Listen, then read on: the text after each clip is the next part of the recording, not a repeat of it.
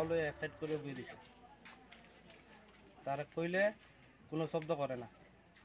এরপরে এই মৃত্যু দিয়ে আমরা দেখিয়া মানে রক্ত শক্ত লাগানি দেখিয়া আমরা দেখছি যে পুলিশকে, তারপরে খবর দিছি ভয় পেয়েছে আর এমনি বাইজাল পেয়েছে। এরপর আইসে তারা আয়া মানে ওই ছোটো বাইরে গ্রেপ্তার করে লয়ে গেছে থানা। তখন তোমার মার কি নাম? নাম হয়েছে পার্বতী জরা, আর যে মার্ডার করছে এটার নাম হয়েছে মানে হরিচরণ জরা। কি হয় তোমার? আমার ছোটো ভাই। কি কারণে মার্ডার করছে? মার্ডার করছে কালকে একটু মানে ডাক্তারে যাইতে আসলো, তো ডাক্তার নেওয়ার সময় তাই এক সাইডে মানে কথা কাটাকাটি হয়েছে আর কি। মার সাথে?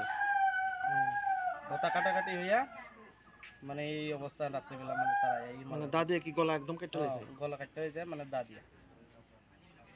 এটা কোন জায়গা? এটা রাধানগর, এটা জরা বস্তি। সকালবেলায় 6:30টার দিকে আমাদের থানাতে খবর যায় যে রতনপুর জরাপাড়া রাধানগর একটা ঘরের ভিতরে একটা মহিলা নাকি মৃত অবস্থায় রয়েছে। সাথে সাথে আমরা আসি এবং আমার সিনিয়র অফিসাররাও আসে। তারপর আমরা পিও কর্ডন করি এবং জানতে পারি যে যে মহিলা মারা গেছে ওনার নাম পার্বতী জরা। ওনার ছেলে, ওনাকে ছোট ছেলে ওনাকে মেরেছে। তো ডেড বডি এখন ঘরের ভিতরেই রয়েছে, আমরা ফরেনসিক টিমের জন্য অপেক্ষা করছি।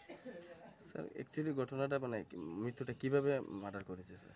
এখন ইনভেস্টিগেশন চলছে, ইনিশিয়াল স্টেজ, এখন তদন্তের স্বার্থে আমরা কিছু বলছি না।